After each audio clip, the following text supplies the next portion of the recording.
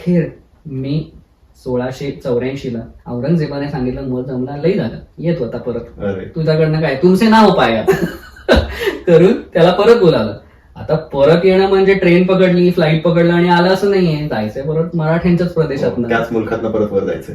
येताना त्याच्यावर मनुची होता. मनुची म्हणतो अली खान याने या गोखला जाटला परत एकदा पाठवलं आग्र्याला. आग्र्याला या गोखला जाटाचे अवयव एक एक तोडून त्याला मारण्यात आलं. टिपिकल आहे ना अगदी. हो, अजून टिपिकल गोष्ट मी पुढे सांगतो. रामसिंहाला हे पत्र छत्रपती संभाजी महाराजांनी संस्कृत मधून लिहिलं. त्याच्यात काय काय होतं ते आपण बघितलं. काय वर्ष होतं हे त्यांनी 1682 ला लिहिलेलं आहे. म्हणजे ज्या वेळेला संभाजी महाराज हे स्वतः रणमस्तखानाशी कल्याण भिवंडीत झुंज देत होते, ज्या वेळेला हसन अली खान वगैरे कल्याण भिवंडीत आला होता आणि वेगवेगळ्या मार्गांनी मुघल स्वराज्यात शिरण्याचा प्रयत्न करत होते, अकबर स्वतः आलेला होता, अशा वेळेला महाराज हे फक्त तलवार नाही तर लेखणी सुद्धा हातात घेऊन काय कामं करत होते हे या पत्रातनं कळून येईल. आता मी बऱ्याचदा म्हटलं असेल की मराठी पळून गेले, तर खरंच मराठी पळून गेले का नाही गेले हे आपल्याला हे अखबारांमधले रिपीटेड रिपोर्टिंग पाहिले ना की कळून येतं. मी इतकं कॉन्फिडेंटली का म्हणतो की मराठ्यांचा गनिमी का होता. याच्यानंतर मग एक मोत्तद्दार होता बहादूर खानाचा, तो म्हणाला की ना मला भूतवश करण्याची विद्या येते, सो तुम्ही मला एक 100 तोळ्याचा सोन्याचा साप बनवून द्या, तो साप घेऊन मी पुढे जातो, तुम्ही मला फॉलो करा, मी या भूतांना वश करतो. तू इथे जर थांबलास तर मला लगेच हा स्कॅम शब्द एक अलर्ट येतोय, फिशिंग ईमेल, स्कॅम ईमेल. अगदीच. नमस्कार, हिस्ट्री ऑफ द महाराष्ट्राच्या पुढील भागामध्ये तुम्हा सर्वांचं खूप खूप स्वागत. संभाजी महाराज विशेष या सिरीज मध्ये आज आपण पुढे जाऊयात. गेल्या काही एपिसोड्स पासून आपण संभाजी महाराजांचं बालपण, त्यांचं तरुणपण, त्यांचे पराक्रम, पोर्तुगीजांना कसं हरवलं, सिद्ध्यांना कसं हरवलं ते सगळं आपण कव्हर केलं. मागच्या एपिसोडमध्ये आपण पाहिलं की औरंगजेब दक्षिणेत येण्याची मेन कारणं काय होती आणि तो दक्षिणेत कसा आला. हे एपिसोड जर तुम्ही पाहिले नसतील तर आमच्या एपिसोड आधीचे जरूर बघा आणि मग या एपिसोडकडे या. नुकताच युट्यूबने शोज नावाचा एक फीचर लॉन्च केलाय. So history of the Maharashtra चॅनलवर तुम्ही संभाजी महाराज आणि शिवाजी महाराज यांचे शोज तुम्ही पाहू शकता. सो त्याच्यात काय होतं की तुम्ही क्रमाक्रमाने त्यांच्या इतिहास सिरीज मध्ये बघू शकता. हा शोज फीचर तुम्ही नक्की एकदा बघून घ्या. आता आपण पुढे वळूया की औरंगजेब दक्षिणेत आलाय, त्याचं भलं मोठं सगळं सैन्य घेऊन आणि स्वराज्यावरचं आता हे संकट संभाजी महाराज आणि मावळे कसे सामोरे जाणार आहेत. सो मग आता औरंगजेब एवढं मोठं बलाढ्य सैन्य घेऊन आपल्या स्वराज्यावर आक्रमण करून आलाय. तर मला तुला पहिलं विचारायचं की त्याची स्ट्रॅटेजी काय होती, त्याचं आक्रमण करायचं त्यांनी कसा विचार केला. सो आपल्या आजच्या पॉडकास्टला सुरुवात करण्याच्या आधी विराज मला ना तुला आणि आपल्या सगळ्या प्रेक्षकांना एक नकाशा मॅप दाखवायचा. हा नकाशा 1689चा म्हणजे संभाजी महाराजांची निर्घृण हत्या झाल्यानंतरचा. याच्यामध्ये आपल्याला स्वराज्याचा विस्तार किती होता आणि मुघल साम्राज्याचा विस्तार काय होता हे कळेल. यात बघून आपल्याला नक्कीच कळेल की छत्रपती संभाजी महाराज हे कोणत्या संकटाला तोंड देत होते. सो दुर्मती नाम संवत्सरे औरंगजेब सप्टेंबर 1681 ला हा दख्खन मध्ये आला. या संवत्सराचं नाव ऐकलं की मला नेहमी वाटतं की त्याचं नाव दुर्मती आहे, म्हणजे औरंगजेबाला दुर्मती सुचली आणि औरंगजेब दक्षिणेला आला, कारण नंतर तो इथेच मेला. औरंगजेबाने त्याचे मोठे मोठे सरदार आपल्या बरोबर, आपले शेहजादे आणले होते, त्या शेहजाद्यांचे पुत्र आणलेले होते, वेगवेगळे त्याचे नातेवाईक जे त्याचे सरदार होते, असे मोठे मोठे दिग्गज सेनानी घेऊन तो दख्खनमध्ये 5 लाखाची फौज घेऊन उतरला होता. आणि दख्खनमध्ये उतरल्यानंतर तुला आठवत असेल विराज, आपण मागच्या वेळेला हसन अली या त्याच्या सरदाराबद्दल म्हटलं होतं. मी प्रेक्षकांना म्हणालो होतो की हसनारा अली हे नाव लक्षात ठेवा. हो. सो तो जो हसन अली आलमगीर शाही अशी त्याला एक पदवी सुद्धा औरंगजेबाने दिली होती. आपण त्याचा थोडासा इतिहास मागच्या वेळेला पाहिला होता, त्याची थोडी अजून मी माहिती देतो आणि मग आपण तो हसन अली ह्याला सगळ्यात पहिले औरंगजेबाने कसं कल्याण भिवंडीकडे पाठवलं ते बघूया. सो हा जो हसन अली होता हा मथुरेचा कारभार बघायचा. मथुरा आणि औरंगजेबाचं किंवा मथुरा आणि मुघलांचं फार वर्षांपासूनचं वेगळं नातं आहे. चांगलं का वाईट ते आता सांगतो मी तुला. सो जदुनाथ सरकारांनी त्यांच्या हिस्ट्री ऑफ औरंगजेबच्या व्हॉल्यूम मध्ये मथुरा आणि मुघलांचं नातं दिलेलं आहे. मथुरेला इस्लामाबाद असं नामकरण करण्यात आलेलं होतं.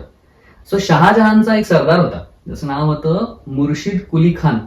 हा त्यावेळेला मथुरेचा जो प्रदेश होता तो सांभाळत होता. त्याच्याबद्दल जदुनाथ सरकारांनी जे काही लिहिलंय त्याच्यातनं तुला कळून येईल की मुघलांना आपण भ्रष्ट किंवा मुघलांना आपण अत्याचारी, क्रूर असं का म्हणतो. सो हा जो कुली खान होता याला शहाजहानने ज्या वेळेला मथुरेवरती हल्ला करायला पाठवलं आणि त्याने तो हल्ला यशस्वीरित्या केला, गावकऱ्यांना हरवलं. त्याच्यानंतर जदुनाथ सरकार म्हणतात की त्याने त्या गावातल्या ज्या सुंदर स्त्रिया होत्या त्यांना आपल्या जनानखान्यात जबरदस्तीने भरण्याचं काम केलं. अरे अरे ह्याच माणसाने पुढे काय केलं तर मथुरा म्हटलं की कृष्ण, केशवदेव रायचं मंदिर हे त्या मथुरेमध्ये होतं.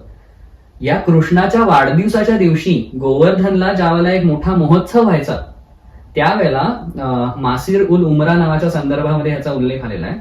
त्यावेळेला हा जो मुर्शिद कुली खान आहे तो हिंदूंसारखा टिळा आणि धोतर नेसून या उत्सवामध्ये जात असे. तिथे त्याला एखादी सुंदर स्त्री दिसली की तिला उचलायचा आणि बोटी त्याच्या तयार असायच्या, त्या बोटींमधनं ह्या सुंदर स्त्रीला घेऊन तो गायब व्हायचा. बापरे. सो अशा प्रकाराने एक प्रदेशाचा मुख्य, ज्याला त्या प्रदेशातल्या प्रजेचं संरक्षण करण्यासाठी ठेवलंय, तो रक्षकच कसा भक्षक झाला होता हे आपल्याला दिसतं. हे शहाजहानच्या काळामध्ये होत होतं. औरंगजेबाने अब्दुल नबी खान नावाचा एक सरदार होता, त्याला मथुरा जी होती त्याचं मुख्य म्हणून ठेवलेलं होतं. हा मुर्शिद कुली खान सारखा वासनांध नव्हता, पण तो वेगळ्या प्रकाराने प्रजेवरती अत्याचार करायचा. तर त्याचा इतिहास काय तर त्याने मथुरेमध्ये जामा मशीद उभी केली हिंदू मंदिरांना पाडून. पुन्हा एकदा ह्याचा उल्लेख सुद्धा किंवा ह्याचा संदर्भ सुद्धा आपल्याला जदुनाथ सरकारांच्या औरंगजेबाच्या पुस्तकामध्ये दिसून येतो.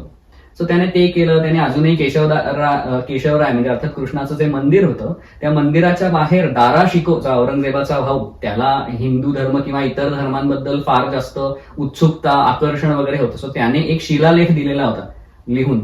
तो शिलालेख या अब्दुल नबी खानने मुद्दाम काढला. त्यामुळे अब्दुल नबी खान हा औरंगजेबाच्या म्हणण्यानुसार त्याला आवडणारा, कारण तो धर्माची कामं करतो. औरंगजेबाचं जे काही धोरण होतं की सगळ्या मूर्त्या पाडायचा तसं काम करत असल्यामुळे तो फेवरेट होता. त्यामुळे अब्दुल नबी खानला त्याने मथुरेमध्ये ठेवलेलं होतं. त्या अब्दुल नबी खान मेला त्याला त्याची संपत्ती जवळजवळ 30 लाख होती. सो असं 30 लाख एवढी त्या एका साध्या सरदाराची संपत्ती होती. सो त्यावेळेला तिथे जाट राहत असत. एक गोकला नावाचा जाट तिकडे होता. ह्याचं नाव गोकुळदास असं काही संदर्भांमध्ये दिसून येतं. सो हा जो गोकला होता जाट, त्याने एक बंड पुकारलं मुघलांच्या विरुद्ध मथुरेमध्ये. हा अब्दुल नबी खान होता, ह्याचं आणि त्याचं युद्ध झालं आणि त्या युद्धामध्ये बंदुकीची गोळी लागून अब्दुल नबी खान मेला. हे झाल्यानंतर या काफरांचा बंदोबस्त करण्यासाठी आपल्याला महासिरे आलमगिरीमध्ये दिसून येतं. महासिरे आलमगिरी म्हणजे औरंगजेबाचा दरबारी इतिहास.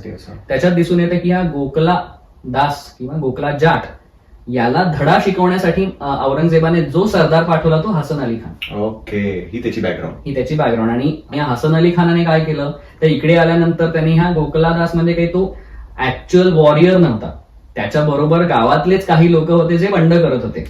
सो हळूहळू या हसन अली खानने त्यांना कॉर्नर करून शेवटी पकडलं. गोकलादास जो होता तो शेवटी पकडला गेला. त्याच्या सैन्यातल्या बऱ्याचशा सैनिकांच्या ज्या स्त्रिया होत्या त्यांनी जोहार केला, अर्थातच स्वतःला संपवून घेतलं. पण गोकला जाट आणि त्याचं जे कुटुंब होतं ते पकडलं गेलं. महासिरे आलमगिरीमध्ये स्पष्ट लिहिलेलं आहे की हसन अली खान याने या गोकला जाटला परत एकदा पाठवलं आग्र्याला. आग्र्याला या गोकला जाटाचे अवयव एक एक तोडून त्याला मारलं. टिपिकल आहे ना अगदी. हो, अजून टिपिकल गोष्ट मी पुढे सांगतो की जी ऐकल्यानंतर आपण मराठ्यांचं स्वातंत्र्य समर भाग 2 मध्ये संभाजी महाराजांच्या ज्या कोणी कन्या होत्या, दासी कन्या होत्या, त्यांची लग्न औरंगजेबाने मुसलमानांशी लावलेली होती. ह्याच्यावरती आपल्याला बरेच प्रश्न आले होते. म्हणजे आपल्याला कमेंट्स मधनं खूप वेळा असं आलं होतं की काय सांगता तुम्ही, आता तो औरंगजेबाचा इतिहास आहे, असं कसं, त्याने त्याच्या मनाचं लिहिलं असेल.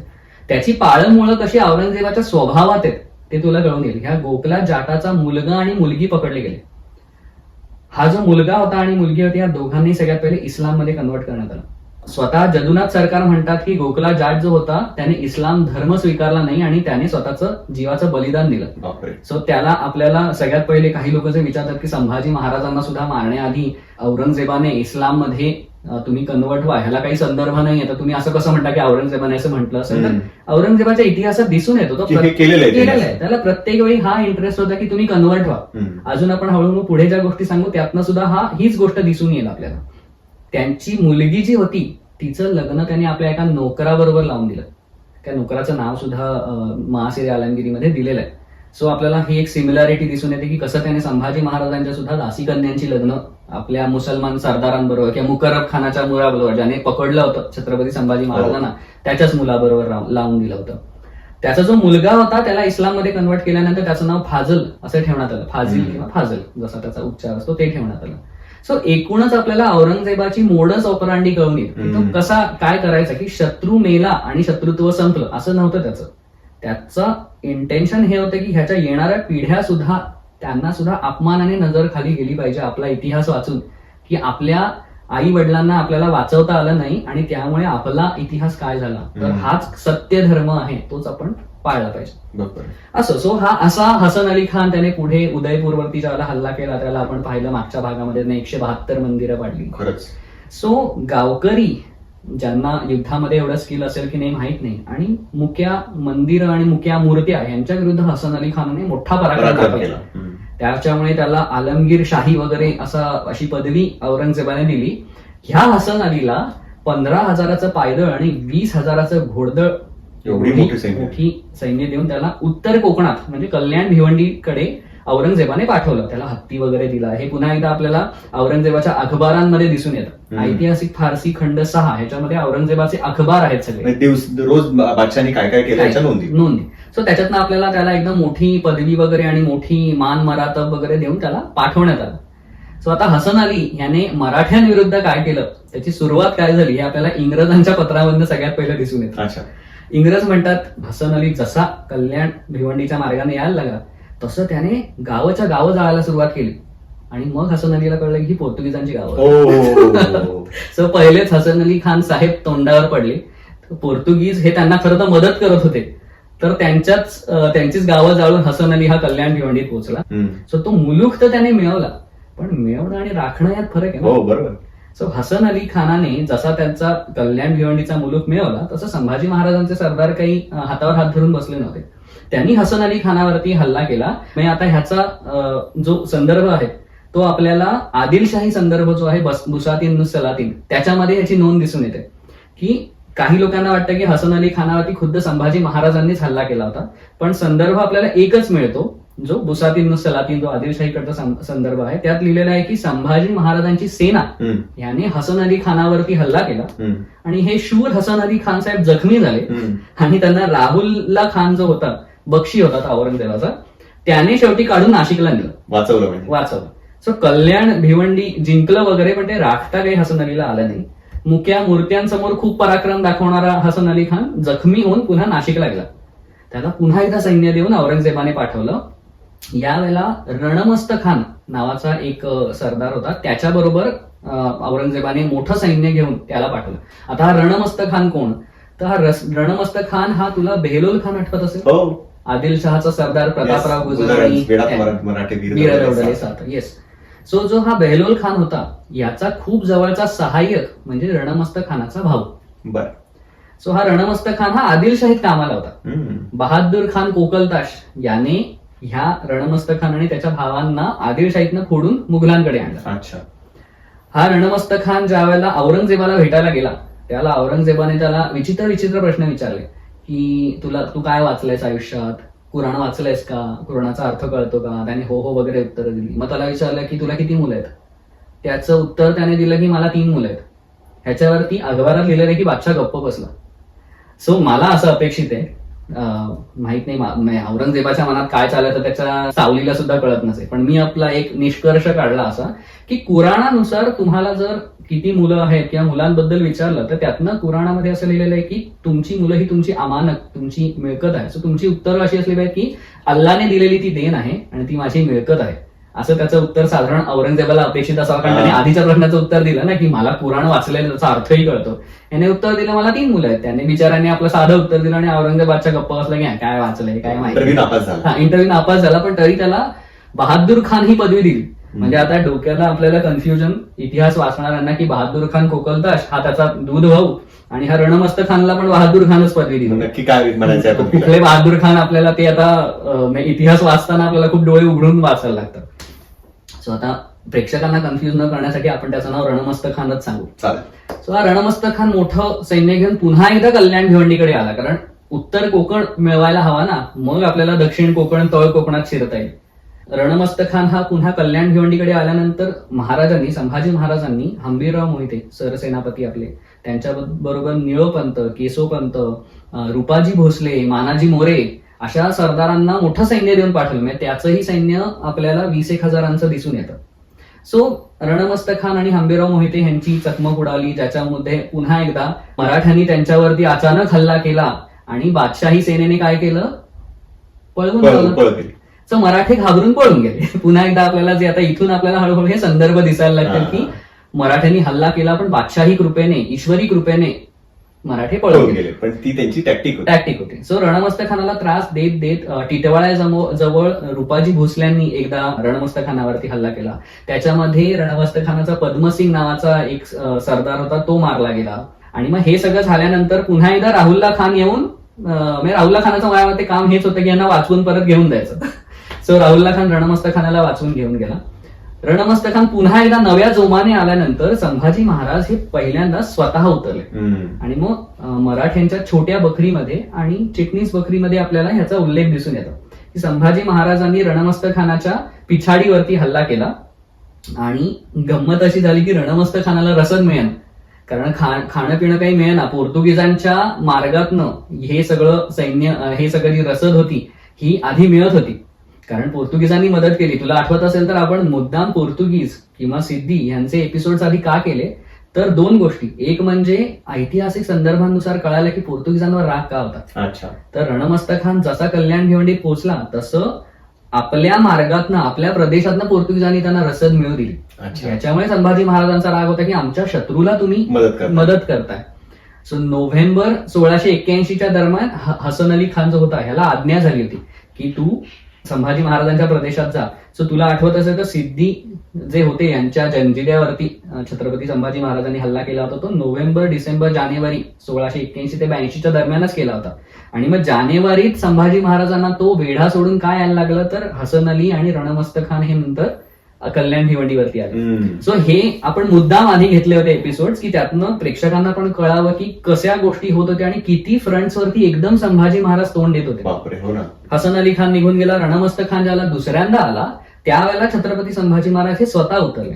आणि यावेळेला मराठ्यांनी रणमस्त खानाची रसद सुद्धा मारली, त्याच्यामुळे त्याला दाणा मिळेना आणि मग त्याच्या फौजेचे दैन्यावस्था व्हायला लागली. मराठ्यांच्या छोट्या बखरीत स्पष्ट लिहिलेलं आहे की संभाजी महाराजांचं प्लॅनिंग असं होतं की आपल्याला सगळी रसद ही आपला आरमार उरवत होतं. तर समुद्री मार्गाने आपल्याला आपला रसद दाणा गोटा मिळत होता, पण त्याला मिळालं.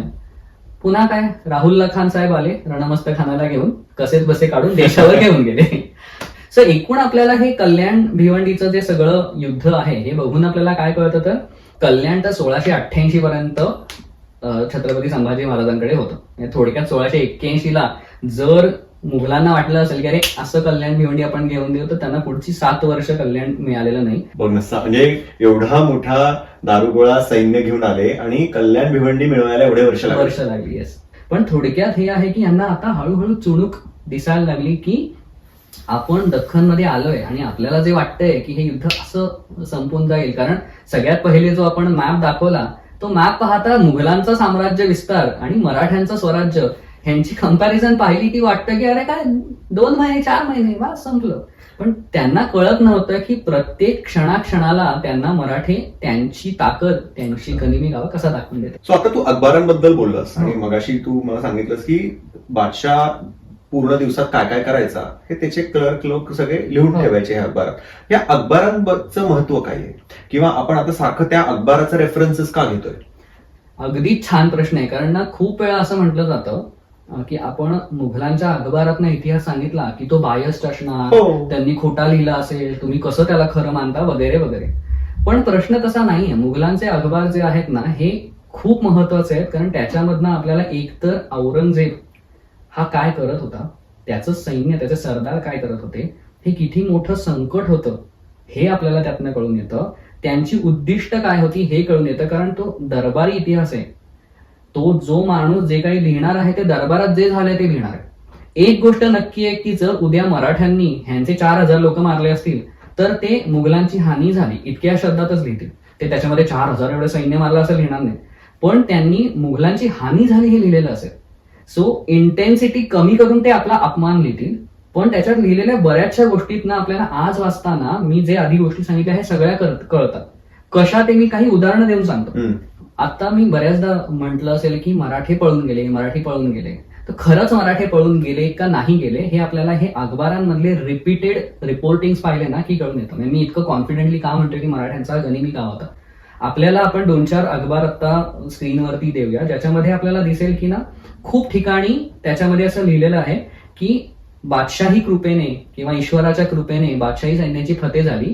पण त्याच्या पुढेच लिहिलेलं असतं की बहुतेक लोक, आता गह खरेंनी ह्याचं भाषांतर केलेलं आहे, बहुतेक म्हणजे त्यांना बरेच अनेक असं म्हणायचं होतं की अनेक बादशाही लोक ह्या ठिकाणी कामी आली म्हणजे मेले आणि जखमी झाले. हे तू रिपीटेडली वाचलंस ना की तुला कळतं की मराठ्यांना पळवून लावणं हे जे काही ते लिहितायत it was coming at a cost. आणि मुळातच मराठे हे गनिमी कावा करत होते त्यामुळे ह्यांची माणसं मरायची, कारण अचानक हल्ला व्हायचा, अचानक तयार नसताना त्यांची माणसं मरायची. थोडं थोडं तुम्हाला ज्या वेळेला ते ब्लीड करत राहतील मराठे त्यावेळेला त्यांना शेवटचं अंतिम युद्ध करताना सोपं जाईल, कारण आधीपासून ते तुम्हाला छळत आले थोड्या ह्याच्यामध्ये. सो हे त्या अखबारांमधनं दिसून येतं. खुद्द औरंगजेब सुद्धा मूर्ख नव्हता. पुढच्या एका अखबारामध्ये असं लिहिलेलं आहे स्पष्टपणे की औरंगजेब म्हणाला की शत्रूची दैना उडाली, शत्रू हारला तर आपली लोक का कामाला आली, म्हणजे आपली लोक का मेली, आपली लोक का जखमी झाली, हे म्हणजे औरंगजेबही विचारतोय.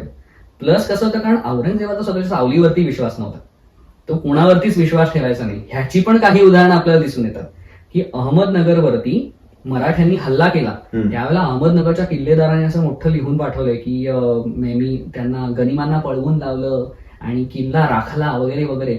18 नोव्हेंबर का काहीतरी 1681 का 82 मध्ये तो अखबार आहे. त्याच्यामध्ये औरंगजेब म्हणाला की वा किल्लेदाराने मोठं काम केलंय, सो त्याला आपण त्याची ही वाढवून देऊया, किती स्वार आणि किती पायदळ जे असायचं की त्याची जहागीरदारी आपण त्याला वाढवून देऊया. 2 दिवसानंतर औरंगजेबाच्या मनात काय आलं माहित नाही, त्याने थोड्या गोष्टी शोधायला लावल्या, कारण त्याचा विश्वास नाही ना आपल्याच माणसांवरती आणि तो खरा पण होता. कारण 2 दिवसानंतरच्या अखबारामध्ये लिहिलेलं आहे की किल्ला तर किल्लेदाराने वाचवला, पण तो कसा वाचवला तर तो स्वतः किल्ल्यात जाऊन लपला म्हणून किल्ला वाचला. मराठ्यांनी तिथला सगळा प्रदेश नासवला, खराब केला, जाळपोळ केली. त्याच्यामुळे त्याला जी ही बढती देण्यात आलेली आहे स्वारांची ती बढती आपण कॅन्सल करतोय, स्थगित केलेली आहे. सो हे आपल्याला अखबारांमधनं इनडायरेक्टली आपण we can read between the lines की म्हणजे मराठ्यांचा पराक्रम काय होता. हे बढाचढावे सांगायचे आम्ही हरवलं, मराठे पळाले वगैरे वगैरे, पण मराठे पळण्याच्या आधी त्यांनी हे सगळं प्रदेशाची नासाडी केली, ते सगळं आपल्याला समजतं. सो हे अजून एक कळतं. मगाशी म्हटलं त्याप्रमाणे औरंगजेबाची धोरणं उद्दिष्ट, औरंगजेब म्हटला की आपल्याला हिंदू द्वेष हा त्याच्यातनं दिसून येतो. संभाजी महाराजांची कारतलत खानाने, सुरतेचा एक सुभेदार सरदार जो होता कारतलत खान, त्याने संभाजी महाराजांची 40-50 लोक पकडले असं एका अखबारामध्ये दिसून येतं. ह्याच्यावरती औरंगजेबाने हुकूम काय केलाय, त्या माणसांमधली जेवढी माणसं मुसलमान व्हायला तयार असतील त्यांना जिवंत ठेवा, उरलेल्यांवरती लक्ष ठेवा किंवा उरलेल्यांना संपूर्ण. आणि ह्याचं इम्प्लिमेंटेशन झालेलं पण दिसतं. कारतलत खानाने पुढे एका अखबारामध्ये जे सांगितलं, जे दरबारात वाचण्यात आलं, त्याच्यामध्ये सांगितलेलं आहे की कारतलत खान म्हणतो माझ्याकडे 45 लोक होते संभाजी महाराजांचे, त्यांच्यातल्या 13 लोकांना मी मारून टाकलं कारण ते मुसलमान व्हायला तयार नव्हते. सो त्यांची धार्मिक उद्दिष्ट काय होती, किंवा बिंदू माधव देवाचं जे मंदिर होतं ते पाडलं आणि त्याच्या ठिकाणी मशीद बांधला असं सांगितलंय. सो हे काही गोष्टी ज्या आहेत ना आपल्याला त्या अखबारांमधनं कळून येतात. बरोबर. आणि त्याच्यामुळे आपल्याला अजून गोष्टी क्लिअर व्हायला लागतात. अजून एक छान उदाहरण देतो जे आपल्याला अखबारातनच कळतं. हा जो अकबर होता आणि ज्याचा उल्लेख मी बऱ्याचदा आपल्या पॉडकास्टमध्ये औरंगजेबाचा कार्टा असा केलाय, सो त्याचा उल्लेख मी तसा का करतोय ते आपल्याला औरंगजेबाच्या अखबारातनच कळून येतं. या अकबराला संभाजी महाराजांनी सांगितलं होतं की तू तुझं सैन्य ठेवायचं नाही, कारण एकतर तो संभाजी महाराजांच्या प्रदेशात राहत होता, त्याला जर संभाजी महाराजांनी त्याचं सैन्य ठेवायला दिलं असतं तर उद्या काय माहिती यानेच आपल्याला ती हल्ला केला असता. त्यामुळे संभाजी महाराज हे प्रचंड हुशार होते. त्यांनी सांगितलं होतं की तू तुझं सैन्य वापरू नको, मी माझं सैन्य तुला देतो. त्याच्यामुळे त्यांची निष्ठा ही संभाजी महाराजांचीच असणार आहे. असं सैन्य दिलं. संभाजी महाराजांनी त्याला एक पोवळ्याची माळ गिफ्ट केली, त्याला एक हत्ती गिफ्ट म्हणून दिला. आणि ह्याला बादशाह वगैरे व्हायचंय ठीक आहे, पण बादशाह व्हायचं तर बाकीचं काय चाललं होतं, तू काय कृती करतोयस आयुष्यात. तर त्याने एक वेश्या विकत घेतली, तिला मुसलमान केलं. संभाजी महाराजांनी त्याला दिलेली पोवळ्याची माळ ही त्याने त्या वेश्याला गिफ्ट केली. संभाजी महाराजांना हे कळल्यानंतर त्यांनी त्याला जाब विचारला. आता हे म्हणजे इथे मरतंय, डोक्यावरती छप्पर नाही, तेही संभाजी महाराजांनी दिलंय, आपण दुसऱ्याच्या प्रदेशात आलोय, व्हायचंय आपल्याला बादशाह, आपण आपल्याला बादशाह समजायला लागलोय का आता आपण नाणी पाडले आणि आपण औरंगजेबाचा मुलगा आहोत म्हणजे आपण बादशाहच आहोत असं त्याला वाटायला लागलंय. ह्याने संभाजी महाराजांना उद्धट उत्तर लिहून काय पाठवावं की आम्ही बादशाह आहोत, आम्हाला काय वाटेल ते आम्ही करू. संभाजी महाराज म्हणाले ठीक आहे, तुझ्याकडची जी जमेत आहे, जमेत म्हणजे सैन्य, 2000 स्वार आणि 2000 पायदळ, हे जे संभाजी महाराजांनी दिलं होतं ते माझ्याकडे परत पाठव. लगेच ग्राउंड रियालिटी कळली अकबराला, तो नाराज झाला, त्याने आपला डेरा जाळून टाकला आणि आता मी बैरागी होणार. त्याने असं म्हटलं मी फकीर होणार. तर संभाजी महाराज म्हणाले ह्याच्यावर एक तर लक्ष ठेवा. तो म्हणाला मी आता पोर्तुगीजांच्या, अकबर म्हणाला मी पोर्तुगीजांच्या प्रदेशात जातो. तेव्हा संभाजी महाराजांनी पोर्तुगीजांना पण कळवलं की ह्याला तुमच्या प्रदेशात पण येऊ देऊ नये. हे सगळं ऐकून बादशाह गप्प बसला. त्याला असं वाटलं की चायला काय मी करतोय इथे, मी कोणाच्या विरुद्ध लढतोय आणि इथे त्याच छत्रपती संभाजी महाराजांसमोर माझं पोरगं लाचार आहे आणि तरी ते बादशाह म्हणून मिरवतोय. पण हे अजून एक अखबारांचा आपल्याला फायदा आहे की हे सगळे डिटेल्स आपल्याला मुघलांच्या अखबारांमध्ये दिसून येतात. बरोबर. आता आपण ते वाचतोय कसे आणि 1+1=2 कुठे बाकीचे संदर्भ घेऊन करतोय असं त्याचं महत्व आहे. सो नाव कमिंग बॅक टू मगाशी तू म्हणाला होतास की औरंगजेब त्याच्या सर्व मुलांना घेऊन सर्व शहजाद्यांना घेऊन तो इथे दख्खनीत आलाय. मगाशी आपण अज्जम बोललो. बाकीच्या मुलांनी काय केलं, त्यांनी काय काय कारनामे केले ते पण जरा ऐकूया. सो आता दुसरा शहजादा मोठा मुअज्जम, ह्याच्यावरती येण्याच्या आधी आपण ना आज्जम आणि अजून एक लूज अँड क्लोज करूया. अच्छा. आज्जम जो होता त्याची इकडे ही सगळी दैना उडाली, त्याला काही संभाजी महाराजांचा प्रदेश घेता आला नाही, तो त्याला परत बोलवला औरंगजेबाने. 1683ची वेळ होती ती. परत आल्यानंतर त्याला दिलेर खानाबरोबर पाठवला. दिलेर खान म्हणजे जो मिर्झा राजा जयसिंग बरोबर पुरंदरला सुप्रसिद्ध दिलेर खान, मुरारबाजी वर्सेस दिलेर खान. येस. सो आझम आणि दिलेर खान ह्यांच्यामध्ये काहीतरी शिजतंय ह्याचा संशय औरंगजेबाला आला. कारण आता कोणते पण शहजादे असतील त्यांच्या मनात एक शहजादा म्हणून खूप झालं, बादशाह आपल्याला. सो हे कळल्यानंतर त्याने तिथूनही आझमला परत बोलवून घेतलं औरंगजेबा. विश्वास ठेवायचा नाही कोणावरतीच नाही. हे कळल्यानंतर 1683 एप्रिलमध्येच दिलेर खानाचा मृत्यू झाला. कसं काय? सो काही ठिकाणी संदर्भांमध्ये आपल्याला असं दिसतं की विषबाधा होऊन दिलेर खान मेला. सो काही लोकांचं असं म्हणणं आहे की औरंगजेबाने संशयाने दिलेर खानाला विषबाधा करून मारलं. कारण पुन्हा एकदा त्याचा पठाणांवरती विश्वास नव्हता, त्याच्यामुळे एकतर त्याच्या डोळ्यामध्ये सतत सलत असे दिलेर खान, आणि आता एवढे सगळे सरदार दख्खनमध्ये आले तर आता दिलेर खानाची मला गरज काय. आणि प्लस जर हा आझम बरोबर अशी काही कारस्थानं करत असेल आणि बादशाह होत असेल त्याला संपवलेलंच बरं. त्याच्यामुळे काही संदर्भांमध्ये असं आहे की औरंगजेबाने दिलेर खानाला मारलं. काही संदर्भांमध्ये असं आहे की दिलेर खान घाबरला, कारण त्याला कळलं की औरंगजेबाला कळलंय की आपण आझम बरोबर काहीतरी साटलोट करत होतो. काही संदर्भांमध्ये असं म्हणणं आहे की दिलेर खानाला असं वाटलंय की आता माझं महत्व कमी झालंय. दख्खनमध्ये तोच होता ना, मिर्झा राजे जयसिंग आले त्याच्यानंतर दिलेर खान इथेच होता. मिर्झा राजे गेले ते डायरेक्ट वर, उत्तरेच्या ऐवजी वरच गेले, पण दिलेर खान इथेच राहिला. तो कित्येक वर्ष मराठ्यांना आणि आदिलशहाला, कुतुबशहाला वगैरे छळतच होता. सो त्याला वाटलं की आता माझं महत्व कमी झालं, कारण दिग्गज सरदार दक्षिणेत उतरले, म्हणून त्याने आत्महत्या केली. काही असलं तरी विषबाधा होऊन तो मेला एवढं नक्की आहे. सो हे प्रकरण दिलेर खानाचं कायमचं इथे दुर्दैवी रीतीने संपलं. सो आपल्याकडे काही संदर्भ नाहीये की का आपण जितकं आपण दिलेर खानाबद्दल पाहिलंय की तोही शूर होता, त्यांनी अनेक लढाया जिंकल्या होत्या, लढाया खेळल्या होत्या, स्वतःहून आत्महत्या करेल अशातला तो सरदार नव्हता. सो इथे कुठेतरी पाणी मुरतंय औरंगजेबाचं काहीतरी याच्यात आहे. पण किती म्हणजे मी आता कधी विचार करतो की त्यांनी त्याचं अख्खं आयुष्य मुघली सल्तनतीसाठी दिलं आणि शेवटी काय असो. पण तेच आहे की तुम्ही चुकीच्या लोकांच्या, मिर्झा राजे जयसिंगांवरही आपल्याला कळलंच होतं उदाहरणावरनं, चुकीच्या लोकांचा बोट धरून चालायला लागला की ते तुम्हाला खड्ड्यातच पाडणार. अखेर हा अगदीच अखेर दिलेर खानही खड्ड्यात गाडला गेला आणि हे एक प्रकरण संपलं. Coming back to Muazzam. September 1683, आता बघा 1681 तो उतरला, तेव्हापासून हे कल्याण भिवंडी झालं, आझमचं माती खाऊन झालं. आता 1683 अखेर मुअज्जम, कारण तो दक्षिणेचा सुभेदार होता ना बरेच वर्ष, सो एक्सपिरियन्स्ड. सो त्याला आपल्याला महासिर आलमगिरी आणि अजून काही अखबारांनुसार कळतं की मुअज्जमला मोठं सैन्य घेऊन 20,000ची फौज घेऊन त्याला दक्षिण कोकणात म्हणजे तळ कोकणात पाठवण्यात आलं की आता तू संभाजी महाराजांचा दक्षिण तळ कोकणातला मुलूक घे. सो हे सैन्य आपल्याला जे दिसतं ते निघताना 20,000 होतं हे कळतं. खाफी खान, त्याचं आपल्याला नेहमी, मला तर फार इंटरेस्टिंग वाटतं नेहमी खाफी खान जे लिहितो ते वाचायला. त्याच्यातनं त्याने सांगितलं की माझा मित्र मोहम्मद मुराद खान असं त्याच्या मित्राचं नाव होतं, तो मुअज्जमच्या सैन्यामध्ये होता. त्याच्यामुळे खाफी खानाला तशी फर्स्ट हँड इन्फॉर्मेशन मिळालेली होती की काय काय झालं या सगळ्या मोहिमेमध्ये. सो पुढे आपले हसन अली खान सुद्धा त्याच्या बरोबर होते. हो. नागोजी माने, हो. संताजी घोरपडेंना ज्यांनी मारलं होतं फसवून, हो. ते नागोजी माने सुद्धा या सैन्यामध्ये होते आणि त्याला ह्या प्रदेशाची खूप माहिती आहे वगैरे, कारण कोकणामध्ये जायचं होतं ना.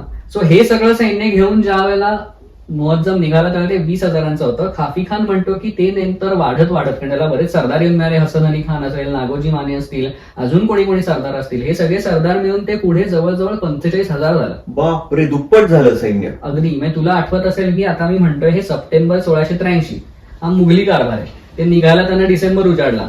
त्याचं काय त्याला खिल्लती दिल्या, त्याला काय अजून पैसे दिले असतील वगैरे वगैरेचे उल्लेख सप्टेंबरमध्ये येतात, पण ऍक्च्युअल निघायला त्यांना डिसेंबर आला. या वेळेला संभाजी महाराज हे पोर्तुगीजांच्या मोहिमेवरती होते. अच्छा. जानेवारीमध्ये संभाजी महाराज हे पोर्तुगीजांना सोडून ज्याला सेंट इस्टेवाव हे बेट संभाजी महाराजांनी मिळवलं आणि आता गोवा संपणार, आपला व्हाईसरॉय विजरई जो होता अल्वॉर, हा ज्या वेळेला करुणा भाकत होता सेंट झेवियरची की अरे वाचव आपला राजदंड वगैरे, त्याने तिथे नेऊन ठेवला आणि मग अचानक संभाजी महाराज तिथून निघून गेले आणि या मूर्ख पोर्तुगीजांना वाटलं की अरे दैवी चमत्कार वगैरे. तो दैवी चमत्कार नव्हता. संभाजी महाराजांना कळलं की दक्षिण कोकणात, तळ कोकणात मुअज्जम 45,000 फौज घेऊन येतो. त्याच्यामुळे 2 फ्रंटवरती संभाजी महाराजांना लढायचं नव्हतं. त्याच्यामुळे पुन्हा एकदा दुर्दैव संभाजी महाराजांचा की ते तिथून सोडून पुन्हा एकदा आपल्या रायगडाला परत आले. हे बघून आपल्याला म्हणजे पुन्हा एकदा कळतं की ह्या सगळ्या मोहिमा आपण पाहिल्यामुळे आपल्याला कळतंय आता की हळूहळू कुठल्या गोष्टीनंतर काय झालं, महाराजांचा विचार काय होता आणि त्यांनी कसा मुत्सद्देगिरीने विचार केला हे आपल्याला ह्या सगळ्या प्रकरणांमधून कळून येतं. आता खाफी खान म्हणतो की कोकण, या सगळ्या मुअज्जम आणि त्याच्या सरदारांना घंटा कोकण माहिती होता. खाफी खान म्हणतो की ह्या सगळ्या वाटा अरुंद आणि अवघड होत्या, या दऱ्याखोऱ्यांनी हा सगळा भरलेला मुलूक होता, त्यामुळे ह्या सगळ्या गोष्टी करणं आम्हाला कठीण जात होतं. संप गावचा एक किल्ला आहे, तो मुअज्जमने घेतला कष्टाने. बरेच लोक जखमी वगैरे झाले त्याच्यामध्ये. मराठे येऊन जाऊन हल्ला करतच होते. सो गनिमी कावा मराठ्यांचा तसाच सुरू होता. खाफी खानानेही त्या ठिकाणी काय लिहिलंय की ते हल्ले करत होते आणि मग गनिम पळून जात होता. पुन्हा एकदा सेम मराठे पळून जायचे. हे करून मग रामदऱ्याच्या घाटाच्या तोंडावरती आले. इथे ईश्वरदास नागर म्हणून अजून एक औरंगजेबाच्या पदरचा इतिहासकार आहे, त्याने लिहिलेलं आहे की रामदऱ्याचा घाट हा इतका कठीण होता की त्याच्या आधी मुअज्जमने 4 मुक्काम केले. म्हणजे थोडक्यात तो असा ते धैर्य गोळा करत होता की आता जायचं या दऱ्यां खोऱ्यांमध्ये उतरत, पण त्याने 4 मुक्काम तिथेच केले. आणि मग पुढे आम्ही घाटातनं उतरलो आणि ते फार कठीण होतं वगैरे वगैरे, हे ईश्वरदास नागरांनी लिहिले. उतरल्या ईश्वरदास नागर म्हणतो की संभाजी महाराज आणि अकबर यांच्या सैन्याने मुअज्जम वरती हल्ला केला. त्यांनी बऱ्याच लोकांना जखमी केलं, बऱ्याच लोकांना मारून टाकलं आणि मग काय झालं, मराठे पळून गेले.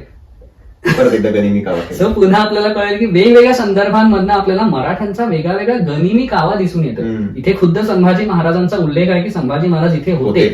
आपल्याला येस, सो आपल्याला जसं कल्याण भिवंडीच्या मोहिमेमध्ये स्वतः छत्रपती संभाजी महाराज दिसले, तसे आपल्याला इथे सुद्धा दक्षिण कोकणात सुद्धा संभाजी महाराज दिसतात. सो मग ह्याच्यानंतर ह्या रामदऱ्याच्या घाटात मुअज्जम उतरला.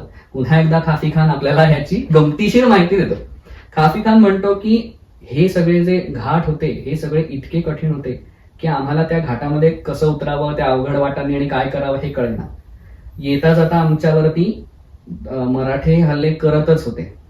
त्याचबरोबर आमच्या एका बाजूला समुद्र आणि दुसऱ्या बाजूला उंच डोंगर होते. इथेच संपले नाहीत त्यांचे क्लेश, ह्याच्या पुढेही चालू आहेत. ह्या उंच डोंगरांवरती ज्या झाडी होत्या, म्हणजे जंगलं होती, त्या जंगलांनी तर त्रास होतच होता. त्या जंगलांमध्ये चिकार सापही होते.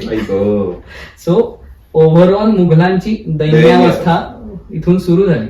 ह्याच्यानंतर मग खाफी खान म्हणतो की अरे जेवण तर बरं मिळालं. जेवायला इथे कुळीथ नावाचं निकृष्ट दर्जाचं धान्य मिळतं जे विषासारखं काम करतं. सो खायलाही मिळालं.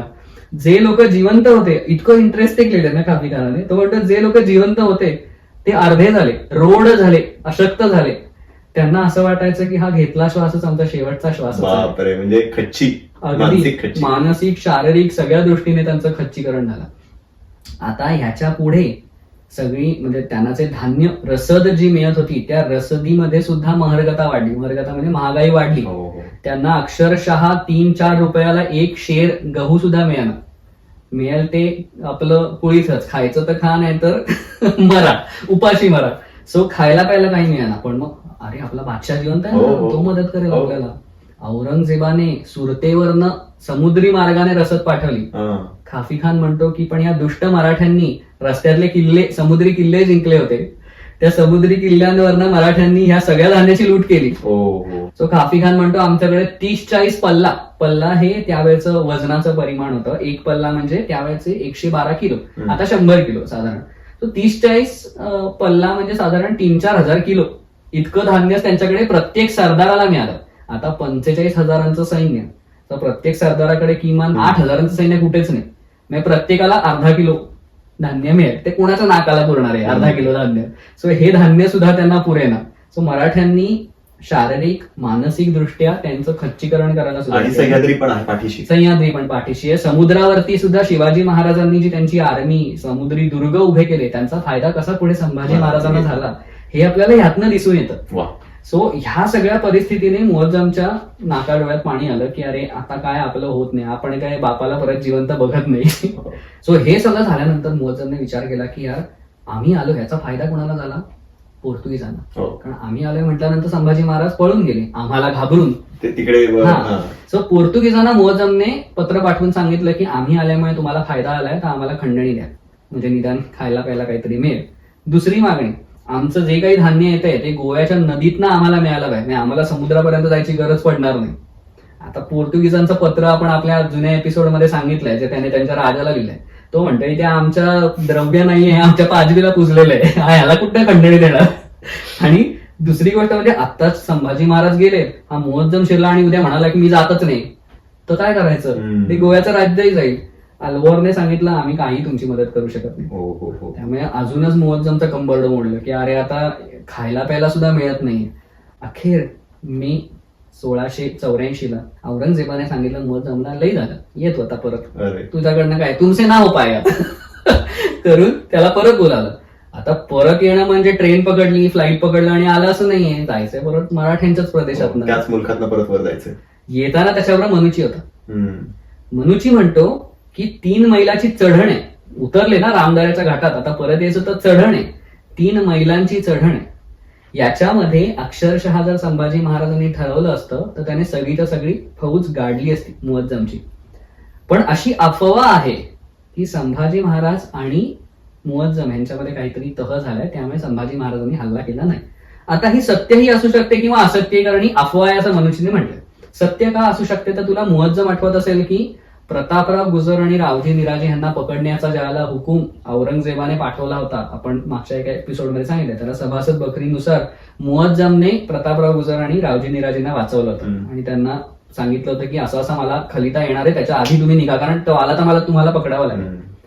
सो अशा काही गोष्टी मुअज्जमने केलेल्या असल्यामुळे संभाजी महाराजांनी त्याला मदत केली असेल का, तर असू शकतं. आपल्याकडे ऐतिहासिक संदर्भ नाही, असूही शकतं नसूही शकतं.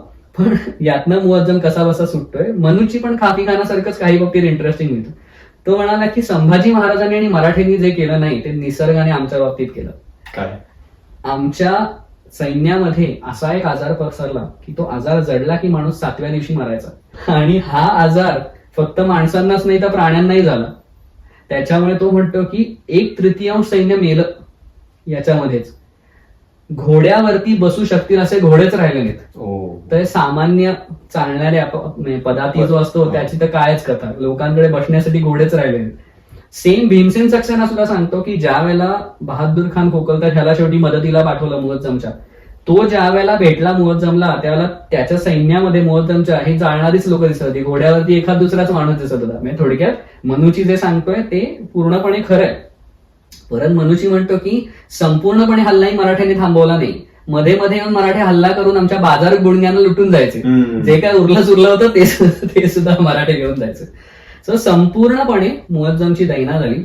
आजमने माती खाल्ली, मुअज्जमने माती खाल्ली. मे 1684 मुअज्जम हे सगळं करून थकला भागला मुअज्जम बापाकडे पोहोचला आणि आता मी कुठे जात नाही म्हणाला आणि तो तिथे येऊन बसला. तो विचार केला असेल कुठून बुद्धी सुचली आणि गेलो दाखवायला पराक्रम, आता नाही करणार. येस. सो अशा रीतीने आपल्याला दिसतंय की 1681 हा हल्ला सुरू झाल्यापासून ते 1684 मध्यापर्यंत संभाजी महाराज आणि त्यांच्या मराठ्यांनी वेगवेगळ्या पद्धतीने औरंगजेबाला आणि त्याच्या सैन्याला त्यांची जागा दाखवून दिली. आणि आता आपण बऱ्याच युद्धांबद्दल बोललो, चकमकींबद्दल बोललो, तर आपण काही आधीच्या एपिसोड्स मध्ये संभाजी महाराज हे किती हुशार होते, त्यांचं भाषेवरती आणि पत्रव्यवहारावरती म्हणजे त्याला आपण म्हणूया राजकारणावरती त्यांची कशी पकड होती ह्याच्याबद्दल बोललो. सो एक कुशल राजा हा नुसता जसं आपण चेस खेळतो तो वेगळ्या वेगळ्या फ्रंट्सनी युद्ध करतो. बरोबर. तर मला तुला विचारायचं आहे की युद्ध हे एक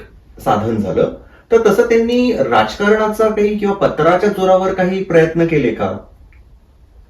तुझं बरोबर आहे विराज. छत्रपती संभाजी महाराजांनी त्याला वेगवेगळे अजूनही मुत्सद्दी डावपेच सुद्धा करण्याचा प्रयत्न केला. त्यांनी याच काळामध्ये, तुला रामसिंग आठवत असेल, मिर्झा राजांचा मुलगा, त्याला एक लिहिलेलं पत्र, संस्कृत मधनं लिहिलेलं पत्र फार प्रसिद्ध आहे. बरं. अर्थातच संभाजी महाराजांचं संस्कृतवरती प्रभुत्व होतं, त्यामुळे त्यांनी हे सगळं पत्र जे आहे ते संस्कृत मध्ये लिहिलेलं. ते पंडित सुद्धा होते. हो, म्हणजे ते विद्वान होते. त्यांनी संस्कृत मधनं पुस्तकंही लिहिलेली आहेत. म्हणजे आपल्या आधीच्या एपिसोड्स मध्ये आपण महाराजांच्या पुस्तकांचे सुद्धा, त्यांनी किती साहित्य निर्माण केलं संस्कृत मधनं ते सुद्धा डिटेल्स दिलेले. सो रामसिंहाला हे पत्र छत्रपती संभाजी महाराजांनी संस्कृत मधनं लिहिलं. त्याच्यात काय काय होतं ते आपण बघितलं. काय वर्ष होतं हे त्यांनी 1682 ला लिहिलेलं आहे. म्हणजे ज्या वेळेला संभाजी महाराज हे स्वतः रणमस्तखानाशी कल्याण भिवंडीत झुंज देत होते, ज्या वेळेला हसन अली खान वगैरे कल्याण भिवंडीत आला होता आणि वेगवेगळ्या मार्गांनी मुघल स्वराज्यात शिरण्याचा प्रयत्न करत होते, अकबर स्वतः आलेला होता, अशा वेळेला महाराज हे फक्त तलवार नाही तर लेखणी सुद्धा हातात घेऊन काय कामं करत होते हे या पत्रातनं कळून येईल आपल्याला. खूप महत्वाचं पत्र आहे. या पत्रामध्ये सगळ्यात पहिले म्हणजे हे रामसिंह वर्मा असं त्यांना संबोधण्यात आलेलं आहे त्याच्यामध्ये. सो रामसिंग म्हणजे रामसिंह, सिंह म्हणजे शूर, आणि वर्मा, आपल्याला वर्मा म्हणजे आजकाल आडनाव वाटतं, तर संस्कृतमध्ये क्षत्रियांना वर्मा असं म्हटलं जायचं आणि ब्राह्मणांना शर्मन म्हणजे शर्मा असं म्हटलं जायचं. म्हणजे आता आपल्याला जी उत्तरेमध्ये नावं दिसतात वर्मा आणि शर्मा, त्यांचं नावं आणि त्यांचा वर्ण हे ह्यातनं कळून येतं. अच्छा. सो वर्मा म्हणजे क्षत्रिय त्या काळात आणि शर्मा म्हणजे ब्राह्मण. येस.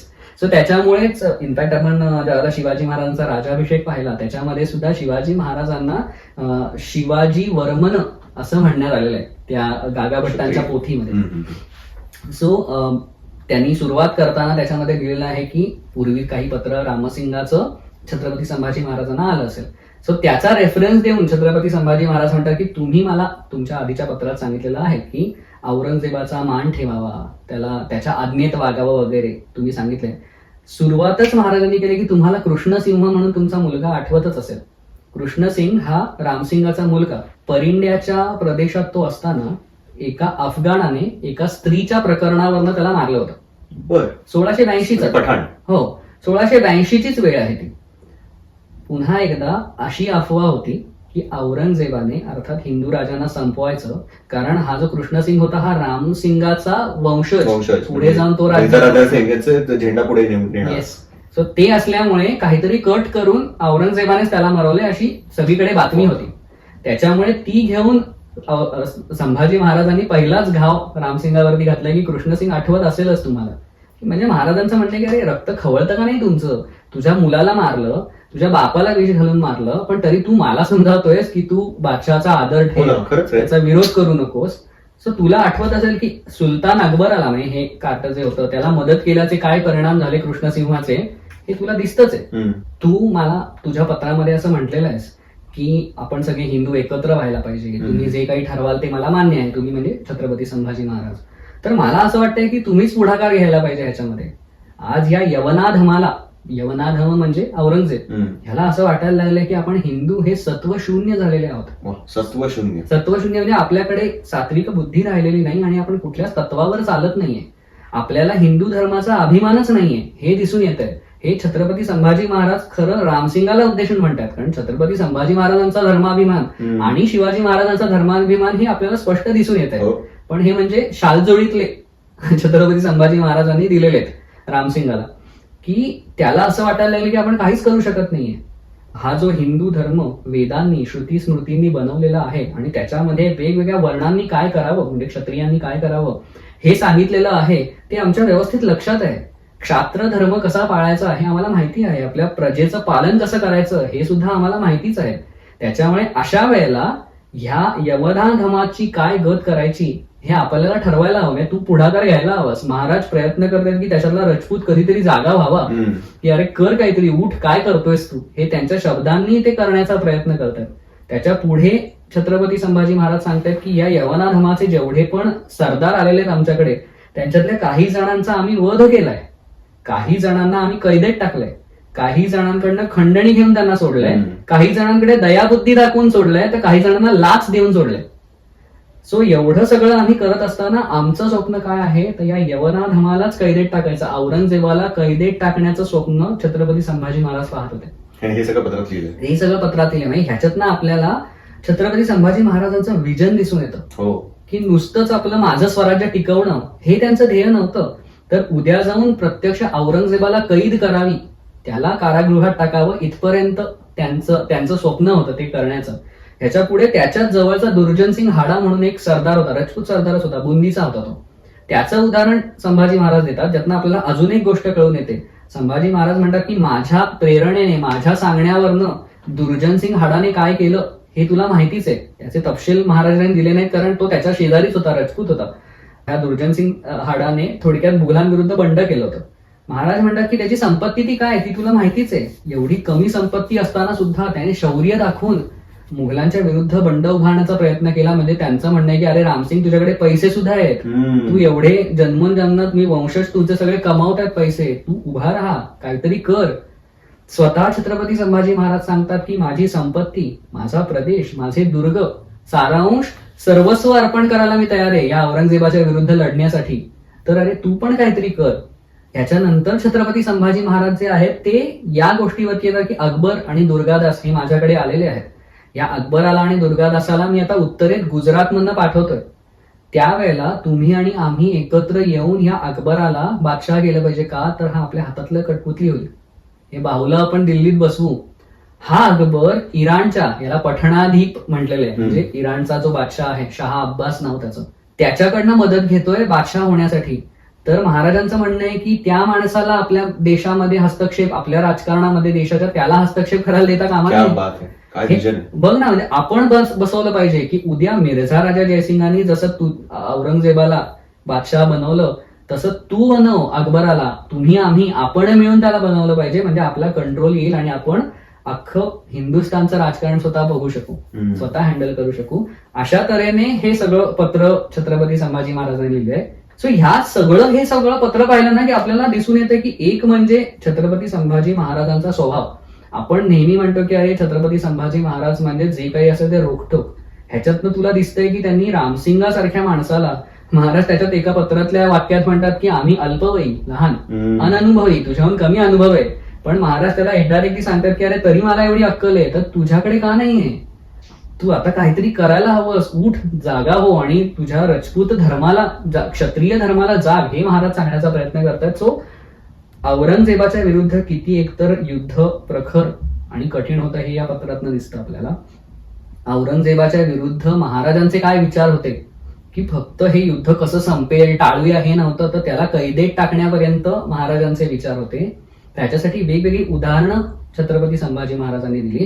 त्यांचा हिंदू धर्माभिमान हा यातनं स्पष्ट दिसून येतं की काही लोक म्हणतात की अरे स्वराज्य रक्षक होते छत्रपती संभाजी महाराज, धर्मवीर वगैरे नव्हते. असं नाहीये. त्यांचा धर्माभिमान हा त्यांच्या मुखातनं इथे कागदावर उतरलेला आहे आणि तो एका त्रयस्थ माणसाला पण ते सांगतायत की अरे तू हे कर. आणि प्लस राजकारणाची किती बैठक त्यांची पक्की होती की उद्या बाहेरच्या माणसाला आपल्या देशातल्या राजकारणात तू येऊ देऊ नकोस, आपणच हे राजकारण आपलं हाताळलं पाहिजे. दुर्दैव हे होतं की हा रामसिंग हा खरंच हे सगळं करू शकेल का. पुन्हा एकदा आपण संदर्भ होऊया. याचा बाप मिर्झा राजा जयसिंग त्याच्याबद्दल काय म्हणतात. मिर्झा राजा जयसिंगांनी रामसिंगाला एक पत्र लिहिलं. शिवाजी महाराज जेव्हा आग्र्याला गेले होते त्याच्या दरम्यानचं हे पत्र. त्याच्यात मिर्झा राजे जयसिंग सांगतात की अरे रामसिंग, मी तुला इतकी पत्र पाठवतो पण तू तुझ्या स्वाऱ्या आणि शिकारी ह्यांच्यामध्येच इंटरेस्टेड असतोस आणि त्यातच अडकलेला असतोस. तू ज्यावेळेला मला पत्र परत पाठवतोस त्यावेळेला त्यातनं महत्वाचे मुद्देच गायब झालेले असतात. आताच्या काळामध्ये आपले मॅनेजर्स आपल्याला सांगतात, आपण आयटीत कामाला आहोत त्याच्यामुळे आपल्याला सांगतात की अरे मुद्दा तुझा एक एक असला पाहिजे व्यवस्थित. उद्या समजा आपण ईमेल केला तर एखादा मुद्दा गाळला असेल तर मॅनेजर पटकन तो टॉपअप करून त्याला काय तो रिप्लाय करेल, कारण मुद्दा सुटला नाही पाहिजे. इथे तो विचार कर, मिर्झा राजा जयसिंगांना किती फ्रस्ट्रेशन येत असेल की 1 महिन्याने ते माझ्याकडे पत्र पोहोचलं आणि 4 मुद्देच गायब आहेत, ते महत्वाचे. सो ह्यातनं एक निष्काळजीपणा रामसिंगाचा आपल्याला दिसून येईल. ह्याच्यावरती त्याला जबाबदारीची जाणीव करून देण्यासाठी मिर्झा राजे जयसिंग सांगतात की अरे तू माझं आणि तुझं बाप मुलाचं नातं विसरलंस तर ठीक आहे, पण तू माझा मुख्तियार आहेस, म्हणजे तू माझा प्रतिनिधी आहेस, दरबारामध्ये, उद्या तुला बादशहाने विचारलं तर जबाब तुला द्यायचा आहे. हम्म. त्याने विचारलं कधी पाठवलं मिर्झा राजाने पत्र, तू काय परत उत्तर पाठवलं तर काय जबाब देणार. आणि याच्या उपर म्हणजे फ्रस्ट्रेटेड बाप काय लिहिल, याच्या उपर रामसिंग, तुला जर काही तुझ्या जबाबदारीची जाणीव नसेल तर श्रीरामजी आमच्या डोक्यावर पण जागा आहे. थोडक्यात अरे आम्हाला पण कोणाला तरी उत्तर द्यायचंय, तुलाही कोणाला तरी. श्रीरामजी म्हणजे त्यांचं कुलदैवत. प्रत्येक पत्राच्या वरती श्रीरामजी असं लिहिलेलं असायचं. तर अरे आपल्या डोक्यात श्रीरामजी पण आहेत, त्यांना पण उत्तर द्यायचंय, त्याची तरी जाणीव ठेव. असं फ्रस्ट्रेट होऊन लिहिलेलं एक पत्र आहे.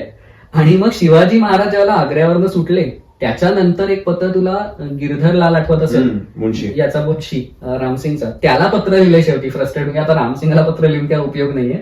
त्या पत्रामध्ये मिर्झा राजांचं फ्रस्ट्रेशन आपल्याला कळून येतं की ते म्हणतात की माणूस जे काही करतो ते आपल्या मुलांच्या भल्यासाठी करतो, पण आज मला दिसतंय की माझ्या मुलांचं सगळं भविष्यच नष्ट झालेलं आहे. कारण रामसिंगावरती सगळं ते आरोप आले की त्यानेच शिवाजी महाराज सुटले. भले रामसिंगाचा फार काही हात नव्हता त्याच्यामध्ये, पण आता त्याचं भविष्य कठीण आहे. ह्या मुलांच्या डोक्यात हे काही शिरत नसलं तरी मला नजरेसमोर त्यांचं भविष्य दिसतंय. ह्या सगळ्यातनं काय दिसतंय की रामसिंग हा प्रचंड निष्काळजी होता, प्रचंड शिथिल होता. बाबांनी मिळवलेलं जे पैसे आहेत त्याच्यावरती मजा, स्वाऱ्या शिकाऱ्या करायच्या. आपला बाप औरंगजेबाने मारला, मुलगा औरंगजेबाने मारला, तरी आपल्याकडे जे आहे ते टिकवून ठेवायचं कसं बसं, एवढंच होतं. म्हणजे मला मध्ये एकदा कमेंट सुद्धा आली होती की 27 वर्ष ज्यावेळेला औरंगजेब दक्षिणेत आहे त्यावेळेला राजपुतांनी किंवा उत्तरेत काही उठाव का नाही झाले, त्यांनी का नाही घेतली दिल्ली. एक्झॅक्टली. आणि हा खूप लॉजिकल प्रश्न आहे, पण जे लॉजिकल गोष्ट आपल्याला आज वाटतेय तेवढं लॉजिकल थिंकिंग त्या काळात केलं गेलं नाही, किंवा त्या काळामध्ये तेवढी युनिटीच नव्हती. किंवा असं एक होतं ना की आपण राजे आहोत, आपलं राज्य आणि आपण, अगदीच ते जे असतं. अजूनही आपण बघितलं, भारत हा देश बघितला तर आपण जो इतर देशांवर आक्रमण करून त्यांचा देश मिळवत नाही. सो आपलं जे संस्कृती, आपली जी विचार आहे तसं कुणाला तेव्हा वाटलंच नसेल. आणि हा विचार होता ना की मी राजपूत, माझं हे राज्य मी एवढंच टिकवेन, मी खुश आहे. आता जोधपूरने, आपण मागच्या वेळेला पाहिलं की औरंगजेब दक्षिणेत येण्याआधी त्याने महाराजा जसवंत सिंग याचं साम्राज्य खालसा करण्याचा कसा प्रयत्न केला ते बघून जोधपूर 1707 पर्यंत अजित सिंग युद्ध करत होता. पण कशासाठी? जोधपूर मिळवण्यासाठी. त्याला सगळ्या राजपुतांनी एकत्र करून दिल्ली घेऊया हे स्वप्न कधीही पडलं नाही.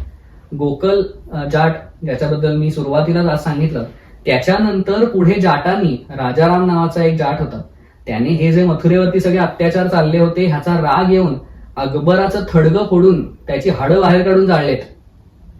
ह्याचा पण जदुनाथ सरकारांनी उल्लेख केलेला आहे. पण ते जाटांपुरतच, आपल्या मथुरेपुरतच त्यांचं मर्यादित होतं.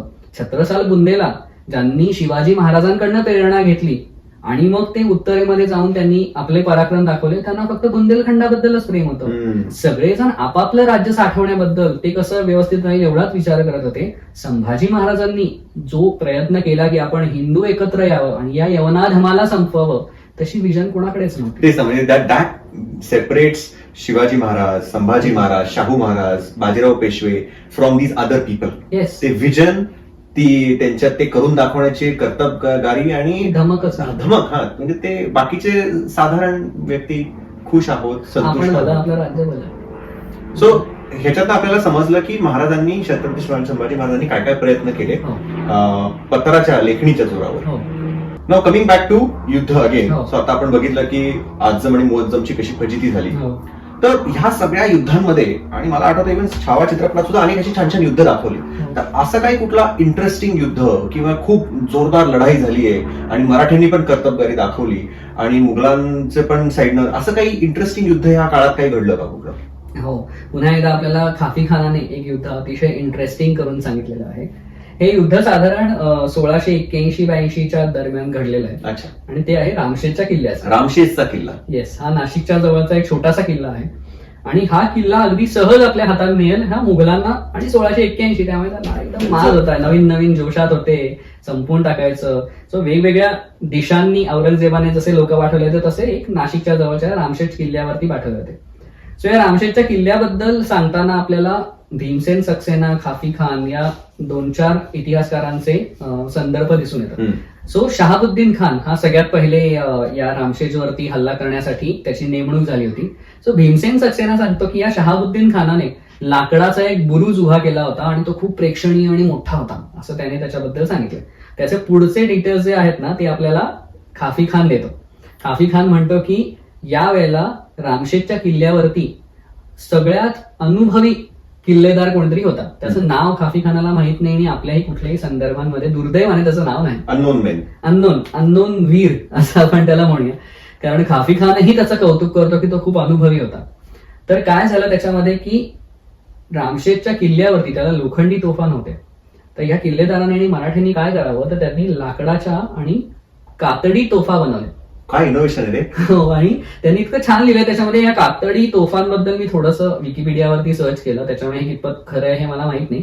पण त्यांनी सांगितलं होतं की काफी खानाने म्हटलं की एक तोफ 10 तोफांचं काम करायची. ते कसं ते आपल्याला साधारण विकिपीडियावरती वाचल्यानंतर कळेल. सो सगळ्यात पहिले काय केलं जायचं की हे झाडाचा जो मुंढा असतो, खोड जे असतं त्याला पूर्ण पोकळ केलं जातं. त्याच्यावरती कातडं बांधलं जातं.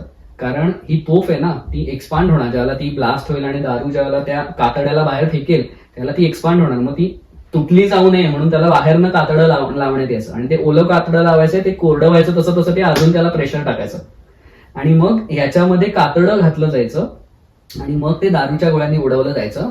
ही तोफ खूप हलकी असायची त्याच्यामुळे एक्झॅक्टली. सो ती एकाच वेळेला मल्टिपल ठिकाणी घेऊन जाता यायची, म्हणजे पोर्टेबल येते. त्याच्यामुळे काफी खान म्हणतो की एक तोफ 10 तोफांचं काम करायची. की मला आता इकडे मारायचं झालं, तिकडे मारायचं, तिकडे घेऊन जा, उचलून घेऊन जायला सोपं आहे. प्लस ही कातडं उडून ज्याला लागायचं त्याला ते सुद्धा बऱ्याच लोकांना एकदम लागायचं. त्याच्यामुळे सुद्धा एक तोफ 10 तोफांचं काम करायचं. पण एक मिनिट, कातडं उडून म्हणजे ती तोफ एक्सप्लोड व्हायची असं म्हणतोस तू? ती तोफ त्या तोफेमध्ये दारू भरली जायची. बाकी नॉर्मल तोफा जसं काम करतात तसंच ही तोफही काम करायची. पण मग कातडं ज्याला उडून जायचं त्यावेळेला आता तू बघितलंस तर गोळा उडून ज्याला जाईल त्याला तो एका ठराविक भागामध्ये जाऊन त्याचा इम्पॅक्ट होईल. ओके, त्याचा इम्पॅक्ट जो गोळा थ्रो जो म्हणजे त्याचं असं आपण म्हणतो ग्रेनेडचं कसं एक्सप्लोड होतं आणि मग त्याची sharpness exactly that's the word I was missing. की शार्पनेल जसे जाऊन लागतात भरपूर लोकांना आणि त्याने ज्या काही जखमा होतात तशा प्रकारच्या जखमा या चामड्याच्या तोफांनी व्हायच्या. त्याच्यामुळे एक तोफ ही 10 तोफांचं काम करायचं असं काफी खानाने एका वाक्यात त्याचे हे सगळे फायदे सांगितलेले आहेत. इंटरेस्टिंग. सो असं करून शहाबुद्दीन खानाला काही करून हे जिंकता येईना. अखेर शहाबुद्दीन खानाला औरंगजेबाने म्हटलं लई झालं, मारला, येतो परत. आणि मग आपले बहादूर खान कोकलताश यांना पाठवण्यात आलं. बहादूर खानाने डोकं लावलं. तो म्हणाला की आपण काय करूया माहितीये का, यांना थोडं उल्लू बनवूया. आपले सगळे लोक बाजार मुणगे, आपले तोफा उडवणारे लोक आणि बरकंदाज वगैरे वगैरे सगळ्यांना एका ठिकाणी घेऊन येऊ, तिकडे मोठी गडबड करू, मोठा हल्ला करू आणि त्याच्याने काय होईल की किल्लेदाराचं लक्ष एका ठिकाणी केंद्रित होईल. ते केंद्रित झालं की दुसरीकडनं 100-200 असे वीर पाठवू की ज्यांना किल्ला चढता येईल. ते किल्ला चढून जातील आणि आत शिरून किल्ला मिळवतील, किल्ला फतेह होईल. चांगला विचार. हा किल्लेदार बहादूर खानाचा बाप, त्याने ही सगळी माहिती काढली. त्याने म्हटलं की जसे ते गडबड करतील ना तसं आपण दाखवू की आमचं तिकडे लक्ष आहे. सो त्याने ते उकळतं तेल ओतून टाकणं, दगड वगैरे धोंडे टाकणं आणि त्यांच्यावरती हल्ला करणं हे चालू ठेवलं की ज्यामुळे बहादूर खानाला वाटतं की प्लॅन इज वर्किंग, हे काम होत आहे. आणि त्याच वेळेला त्याने जिकडनं हे 100-200 लोक चढून येणार होते तिकडे आपले सगळ्यात चांगली माणसं पाठवून दिली. जसं 100-200 माणसांमधली पहिली 2 माणसं ह्यांनी डोकं आत घातलं उतरायला, त्याला त्यांच्या डोक्यात तीक्ष्ण शस्त्रांनी असा वार करण्यात आला की काफी खान म्हणतो की त्यांचे डोळेच बाहेर आले. सगळी लोक एकमेकांच्या अंगावर पडून उरलेले लोक सगळे गर्दीत पडले. सो अशा रीतीने हाही त्याचा जो प्रयत्न होता तो काही कामाला आला नाही. अगेन इट शोज की इंटेलिजन्स आणि हेर खातं किती महत्वाचं आहे. याच्यानंतर मग एक मोत्तद्दार होता बहादूर खानाचा. तो म्हणाला की ना मला भूतावश करण्याची विद्या येते. सो तुम्ही मला एक 100 तोळ्याचा सोन्याचा साप बनवून द्या. तो साप घेऊन मी पुढे जातो, तुम्ही मला फॉलो करा, मी या भूतांना वश करतो. तू इथे जर थांबलास तर मला लगेच हा स्कॅम शब्द एक अलर्ट येतोय, फिशिंग ईमेल, स्कॅम ईमेल. अगदीच. सो हा मोत्तद्दार पुढे आणि त्याच्या मागे आणि तो भूत वश करण्यात पटाईत असं सगळं करून तो गेला पुढे. आता त्याला काय माहिती की मराठी भूत कोणालाच वश होत नाहीत. काफी खान वरनं एक गोफणीतनं दगड आला, तो मोत्तद्दाराच्या छातीवर, साप एकीकडे मोत्तद्दार दिसतो, अशी सगळी दैना झाली. काफी खान म्हणतो की बहादूर खानाने जितके प्रयत्न केले त्याचं मी सांगितलं ना तर तुम्हाला वाटेल की मी अतिशयोक्ती करतोय. इतके प्रयत्न बहादूर खानाने केले पण त्याने ते सगळे दिलेले नाहीत. तो म्हणतो अखेर हे जे सगळे लाकडाचे दमदमे आणि जे काही बुरुज वगैरे उभारलेले होते ते सगळे जाळून बहादूर खानाने म्हटलं आपण इथून परत जावं. काफी खान म्हणतो हे सगळे जाळत असताना सगळे ते नापाक मराठे त्यांच्या बुरजावर येऊन जे बोलत होते ते लिहिण्यासारखं नाही हो. सो अशी सगळी इज्जत काढून अखेर आपल्याच तयार केलेल्या गोष्टींना आगी लावून 37,000 रुपये खर्च केले. इतका खर्च बहादूर खानाने केला. हे पुन्हा एकदा 37,000 रुपये. हो, हे सगळं पुन्हा आपल्याला मुघलांच्या अखबारात दिसून येतं. म्हणून 37,000 अखबार महत्वाचा. सो असं करून शेवटी बहादूर खान साहेब परत आले. हे म्हणजे तू आता म्हणल्यावर मला असं ते लक्षात आलं की अमेरिका काही वर्षांपूर्वी जेव्हा अफगाणिस्तान सोडलं त्यांनी त्याचे सगळे शस्त्रास्त्र, इव्हन प्लेन आणि त्यांचे टँक्स तिथेच सोडून परत गेले. बघ ना, म्हणजे हे अक्षरशः किती मूर्ख होते अमेरिकेने की त्यांनी हे जर असं केलं असेल तर ती शस्त्रास्त्र घेतली की तालिबाननी? तालिबानच्या हातात पडली. वेळेस इथे निदान मुघलांना तेवढं डोकं होतं की यांना जाऊन आगी तरी लावू की हे यांना तरी वापरता येणार नाही. सो 1684च्या एंड पर्यंत ही सगळी अशी अवस्था त्यांची झाली. शेवटी औरंगजेबाला कळलं की ये कुछ अपने से हो नहीं रहा है. सो त्यांनी त्याला ठरवलं की आपण आपल्या फौजा ज्या आहेत त्या आता आदिलशहा आणि कुतुबशहाकडे वळवूया. सो साधारण या वेळेला आपल्याला मुघल आणि मराठ्यांच्या युद्धाचा एक पहिला कालखंड संपलाय हे दिसून येतं. याच्यामध्ये अर्थातच मराठ्यांची सरशी झाली असंच मी म्हणेन, कारण मराठ्यांचं सैन्य, त्यांचा प्रदेश हे सगळं पाहता त्यांनी औरंगजेबाला त्याचे प्रदेश घेऊ न देणं किंवा घेतल्यानंतर ते टिकवू न देणं. Correct. जसं तू मगाशी कल्याण भिवंडीचं उदाहरण. हो. सो हे जे प्रकारांनी मराठ्यांनी करून दाखवलं त्यानुसार हा त्यांचा विजयच आहे. सो त्यांनी आपल्या प्रदेशातही त्यांना शिरू दिलं नाही किंवा टिकवू दिलं नाही आणि यामुळे औरंगजेबाला त्याची दिशा बदलायला लागली. हा इनडायरेक्टली मराठ्यांचा विजय. बरोबर, अगदी I would agree with it. So आता मला वाटतं आपण इथे थांबूया आणि पुढे काय झालं हे आपण आपल्या पुढच्या एपिसोडमध्ये कंटिन्यू करूया. नक्कीच. सो हिस्ट्री ऑफ द मराठाचा हा इंटरेस्टिंग एपिसोड तुम्ही शेवटपर्यंत पाहिला त्यासाठी खूप खूप आभार. सो पुढच्या एपिसोडमध्ये आपण पाहूया की मराठ्यांनी मुघली सैन्यांना तोड कसं दिलं आणि संभाजी महाराजांना जी साथ आपल्या मराठी सैन्याकडनं हवी होती ती मिळाली का. इथेच थांबूया. हा एपिसोड शेवटपर्यंत पाहिल्याबद्दल खूप खूप धन्यवाद. नमस्कार.